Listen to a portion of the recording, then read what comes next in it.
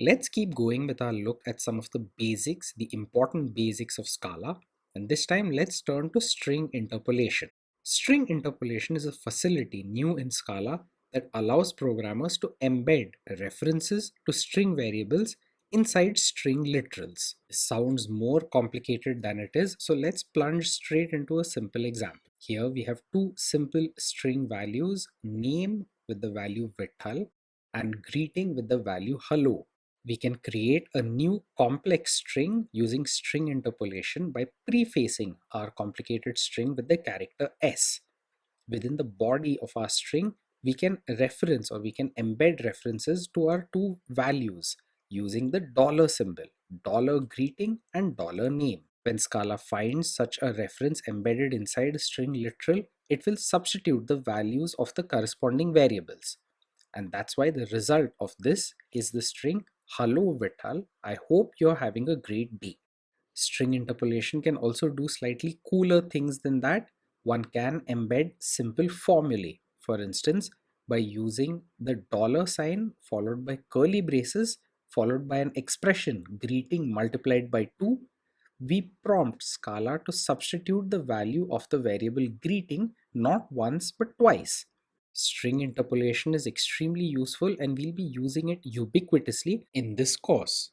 Another feature of Scala worth remembering is the strong preference that Scala has for immutable data. This is something that we already alluded to in the first module, so I'm not going to belabor the point.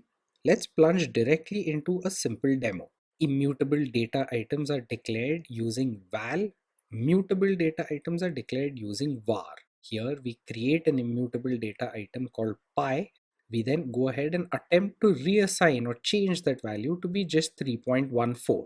And predictably, Scala complains because we have attempted reassigning a val. Remember that there is a strong case for immutable data, particularly in a functional programming paradigm. Immutable data can be used without fear of side effects, without fear of inadvertently changing the value of a variable.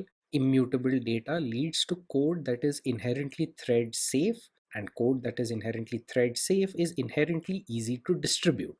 Of course, there are situations where we have no choice but to use mutable data. In such situations, we ought to preface our variables with the word var. Here on screen now, you can see a variable radius whose value has been initially set to 10 but then has been modified to 12. Here we try and set the variable radius to contain a double value and we get a type mismatch error. Notice that it's okay to change the value of a mutable variable, but it's not okay to attempt to change the type.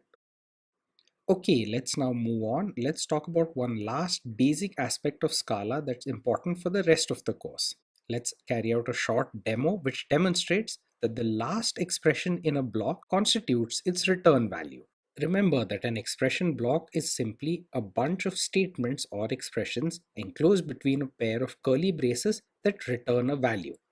Expression blocks can contain nested scopes, and the return value of an expression block, as we just said, is simply the last expression in that block. Let's create an expression block with an outer scope which defines the value of the constant pi to be 3.1. This expression block ends in an expression which constitutes its return value. The return value is pi multiplied by radius multiplied by radius. This is the outer scope, but it also contains an inner scope. And this inner scope also defines the value of pi, this time to 3.14, and it also has a return value pi multiplied by radius once again. This return value of the inner scope is ignored in this instance. Notice how the inner scope and the outer scope both define the value pi and both assign different values, and that's okay. The value of 3.14 takes precedence inside the inner scope but is hidden in the outer scope. And because the return value is the last expression in this outer expression block, that return value picks up the value from the outer scope, that's 3.1. Notice how we have defined the radius of this circle to be 10. If we now go ahead and invoke our expression block to calculate its area, we first find our print statements executed. The first print statement prints the outer value 3.1. The second print statement prints the inner value, that's 3.14, and then the return value from that entire expression block is 310, which is pi r square. The value of pi that's been used is the outer value 3.1. Now, let's say that we were to comment out that last return value of the entire expression block. Now, the last expression in this expression block is effectively the return value of the inner block. It's no longer ignored. This return value will use the value of pi from the inner scope, that's 3.14.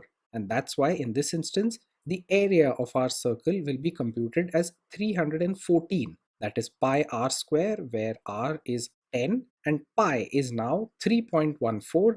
That's the inner scope value of pi.